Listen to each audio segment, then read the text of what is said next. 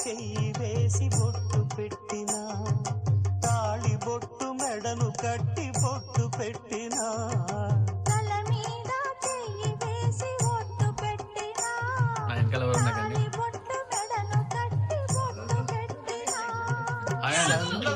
ఇంతకు రావద్దు, మీరు బయట ఉండాలి.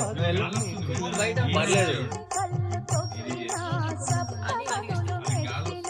మనసు మనసు కలపడమే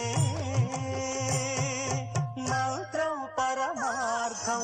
శ్రీరస్తు శుభమస్తు, శ్రీరస్తు శుభమస్తు. శ్రీకారం చుట్టుకుంది పెళ్లి పుస్తకం, ఇక ఆధారం దాచుతుంది కొత్త జీవితం. నవదంపతులు